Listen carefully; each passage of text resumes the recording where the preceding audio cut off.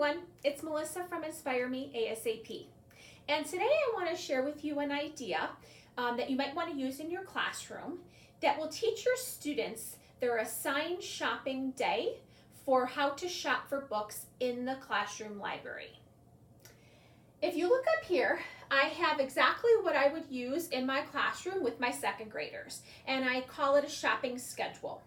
When I introduce the shopping schedule to my students, I introduce it by saying that, boys and girls, when we go to any store, whether it's my personal favorite Target, Jewel, grocery store, department store, whenever we go with our mom, dad, aunt, uncle to a store, we have a purpose.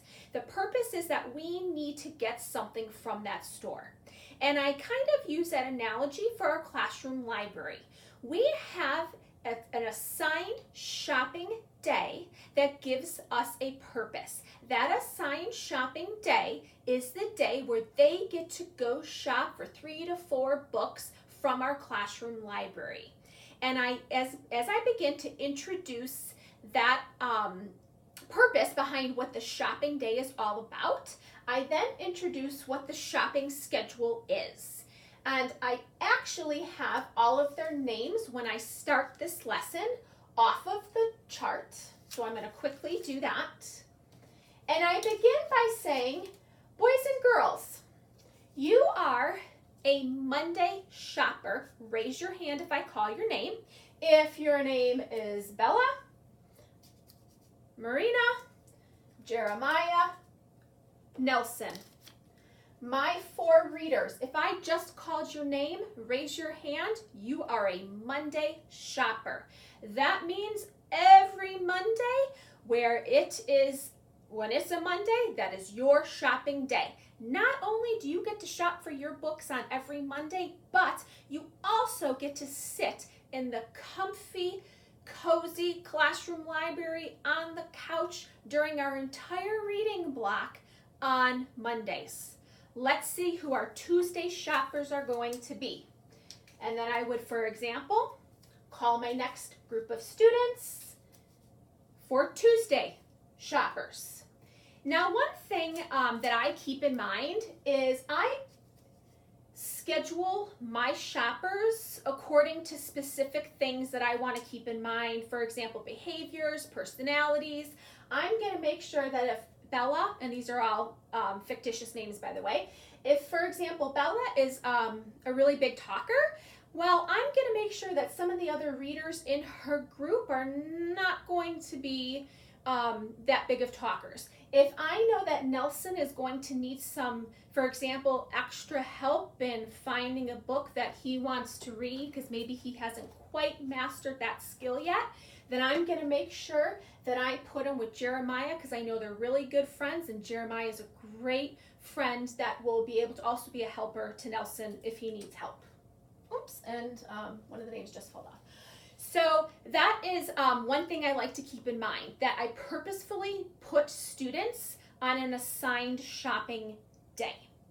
Once I have my students arranged on an assigned shopping day, I then explicitly model what that would look like. So I would say, for example, boys and girls, if you are a Wednesday shopper, stand up. Wednesday shoppers, I want you to show me how you're going to come to the classroom library and carefully select 3 to 4 books to put in your book nook. Now, for younger grades, you might want to explicitly demonstrate what that looks like before you have them do that. You might want to break this down over the course of several days and have the students in each group practice that. It really just depends on the needs of your students and the age group of your students. For me in my classroom, I just teach this one mini lesson by introducing their assigned shopping day, and we are good from there.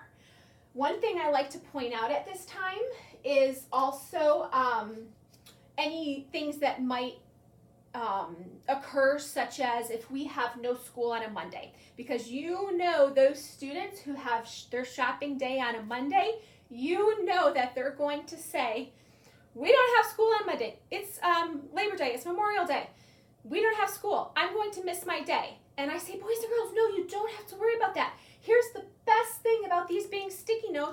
falling all over the place right now. But the best part of these being sticky notes is that I can just move you to another day. Jeremiah, you were absent. No big deal, Jeremiah. You were homesick with the flu on Monday, Tuesday, and Wednesday. We're going to schedule you this week for being a Thursday shopper. Don't you worry, Jeremiah. You're not going to miss out on your day to go shopping. And one last thing that I emphasize to my students is that the best part about their assigned shopping day is they get to hang out in the classroom library during our reading block. So that is how I assign who gets to sit on the comfy sofa in the classroom library. Whatever readers are the assigned shoppers for that day, that's who gets to sit on the comfy sofa in our classroom library. This resource that I have right here is part of my Unit 1 Implementing Reading Workshop. If you're interested in getting your copy of this, I will put the link down below. In the meantime, I sure hope that I inspired you to share or to implement a shopping schedule with your own readers in your own classroom. Take care. Bye-bye.